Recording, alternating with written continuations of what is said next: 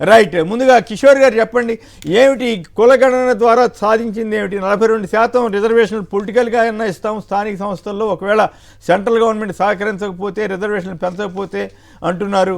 మరోవైపు కాంగ్రెస్ ఎమ్మెల్సీ తీర్మార్ మల్లన్న చేసిన వ్యాఖ్యలు విన్నాం, అలాగే కేటీఆర్ వ్యాఖ్యలు విన్నాం, మీ పాయల్ శంకర్ వ్యాఖ్యలు విన్నాం. ఓవరాల్గా మీ విశ్లేషణ ఏమిటి?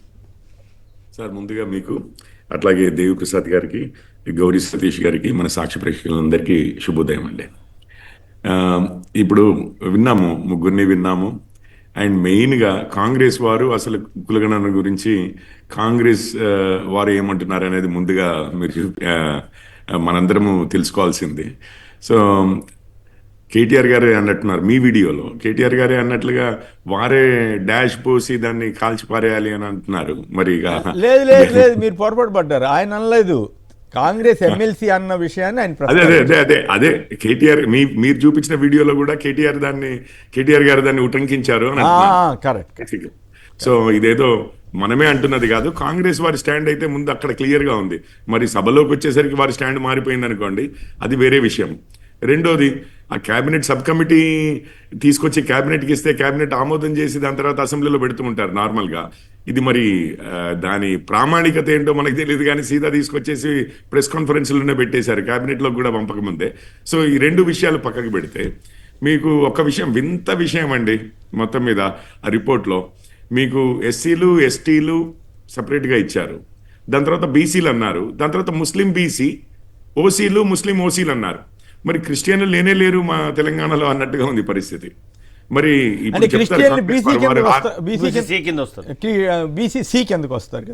అంటే నేను అనేది, ఇప్పుడు నేనే క్రిస్టియానిటీ తీసుకుంటే కూడా బీసీసీఏ కిందకే వస్తారండి? ప్రతి ఓసీ కూడా బీసీసీ కిందకి అయిపోతారా? అందులో ఓసీలు బీసీలు లేకపోతే ఇప్పుడు చాలా మంది డిమాండ్ చేస్తున్నారు కదా, ఎస్సీలుగా ఉన్నవారు దళిత ఎస్సీలు క్రిస్టియానిటీలోకి మారినా కానీ దళిత కేటగిరీ రావాలని. అసలు డిమాండే ఉండేది కాదు కదా, అందరూ బీసీలే అయితే మరి అందులో బీసీలోకి వస్తారు అని అంటే ముస్లిం బీసీలు కూడా ఏ కేటగిరీలోకి వస్తారన్నా బీసీఈలోకి వస్తారు కదా. మరి ఎందుకు మెన్షన్ చేశారు చెప్పండి? మరి వారిని స్పెసిఫిక్ గా ఎందుకు మెన్షన్ చేశారు ముస్లిం బీసీలు అని చెప్పి? మీకు ఆ 10% రిజర్వేషన్లు ఏమైతే ఉందో రేపు 42% అంటున్నారు మీరు, అందులో ముస్లింలకు ఎంత ఇస్తారా లేకపోతే ముస్లింలకు అదనంగా 10% ఇవ్వబోతున్నారా? ఒక్కటి. ఈ రెండు విషయాలు మొత్తం మీద అయితే అటు బీసీ సంఘాలేమో మా సంఖ్యను తగ్గించేశారంటున్నాయి, ఇటు చూస్తేనేమో ఒకటే ఒక మతానికి మీరు ప్రాముఖ్యత ఇచ్చి, అంతకుముందు మీరు రాజశేఖర రెడ్డి గారు ఉన్నప్పుడు రిజర్వేషన్లు తయారు చేశారు, కోర్టులకు వెళ్తే అది 50% పెరగకూడదు అని అన్నారు. ఆ రోజు మీరు షెడ్యూల్ 9లో పెట్టగలిగితే అక్కడ సోనియా గాంధీ గారే ఉన్నారు. మరి అప్పుడు షెడ్యూల్ 9లో ఎందుకు పెట్టలేదు రిజర్వేషన్లు 50%కి మించిన తర్వాత అనే దానికి మళ్ళీ కాంగ్రెస్ వారి నుంచి సమాధానం లేదు. నిన్నటి నుంచి అడుగుతున్నాం మేము. ఈ ప్రక్రియ కేవలము ప్రజలని అమాయకుల్ని చేసి ఫూల్ చేయడానికే అని అనిపిస్తుంది. ఇంకొకటి చూపించారు రేవంత్ రెడ్డి గారిది. వారు ఏమన్నారు అంటే 42% ఒకవేళ చట్టసభల్లో చట్టాల్లో అయినా కాకపోయినా, కోర్టులో ఒప్పుకున్నా ఒప్పుకోకపోయినా మేము స్థానిక సంస్థల్లో 42%కి ఇస్తామన్నారు. వారు ఒక్కసారి కాంగ్రెస్ వారు ఉన్నారు, మొన్న ఎమ్మెల్యే ఎలక్షన్లప్పుడు అసలు దేశవ్యాప్తంగా కూడా కొన్ని రెజల్యూషన్స్ చేసి బీసీలకు ఎంత శాతం ఇస్తామన్నారు, ఎన్ని సీట్లు ఇచ్చారు ఒక్కటి చెప్పండి. ఇంకొకటి, డైరెక్ట్గా ఇప్పుడు ఏ ఎన్నికల్లోనో సీట్లు ఇచ్చే బదులు ఈరోజు శాతం ఇంత వచ్చింది వారికి న్యాయం అంటున్నారు.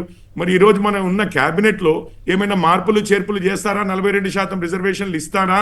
అదైతే పావు గంటలో చేసే పనండి.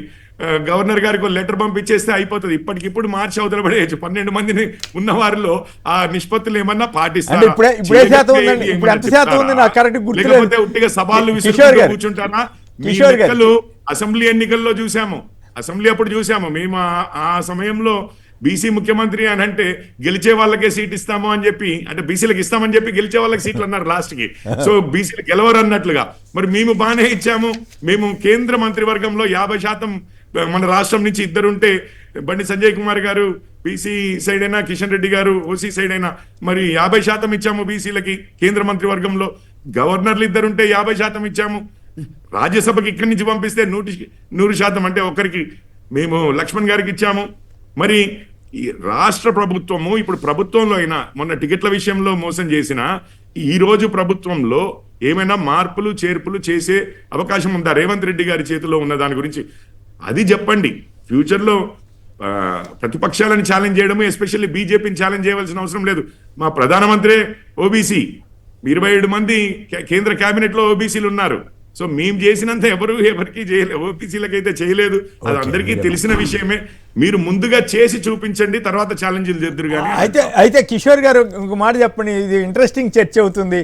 తెలంగాణకి రేవంత్ రెడ్డి గారే చివరి మరి దీని మీద ఎట్లా ఉంటుందో బాగుంటుందో బాగోదు కానీ బట్ స్టిల్ ఆయన కాంగ్రెస్ ఎమ్మెల్సీ అన్నప్పుడు మనం అనటానికి అభ్యంతరం పెట్టక్కర్లేదు. తొలి ఏది చివరి రెడ్డి ముఖ్యమంత్రి అవుతారు అని చెప్పి ఆయన అన్నట్టుగా మనం ఈ మధ్య 2-3 రోజుల క్రితం వీడియోలో వచ్చింది కదా.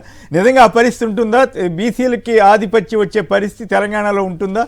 దీనివల్ల ఇప్పుడు ఈ చట్టబద్ధంగా కానప్పుడు ఇంత పెద్ద ఎక్సర్సైజ్ ఇవన్నీ చేయాల్సిన అవసరం ఉంది, పార్టీ పరంగా చేసుకోవడానికి ఇంత అవసరం, ఇంత ఎక్సర్సైజ్ అవసరం అని కూడా కొందరు ప్రశ్నిస్తున్నారు కదా. ఎగ్జాక్ట్లీ సార్, నేను నిన్నటి నుంచి ఇదే అడుగుతున్నాను. మీకు 1950-51 నుంచి మీకు లెక్కలు లేకనా?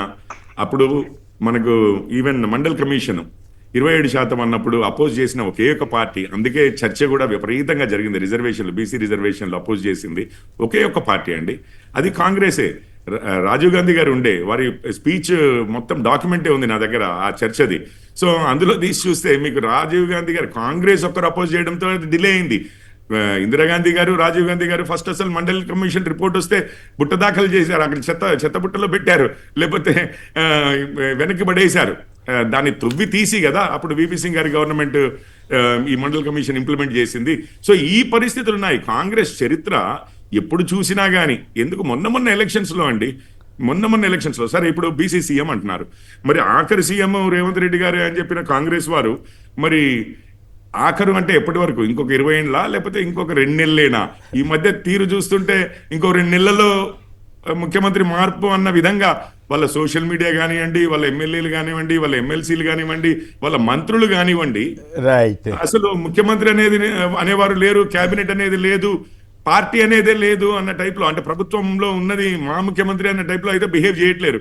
మరి వారు ఇక లాస్ట్ ముఖ్యమంత్రి అన్నారు కానీ ఎప్పటి వరకు అనేది కూడా చెప్పుంటే అయిపోయేది. రైట్, మళ్ళీ మనం ఎస్సీ వర్గీకరణ గురించి కూడా వెళ్లాల్సి ఉంటుంది. మిగతా ఇప్పుడు మీరు చెప్పిన దానికి ఈయన మన సతీష్ గారు సమాధానం చెప్పిన తర్వాత దేవి ప్రసాద్ గారు మళ్ళీ మాట్లాడిన తర్వాత మళ్ళీ సమాధానం చెప్పించే పరిస్థితి చేద్దాం.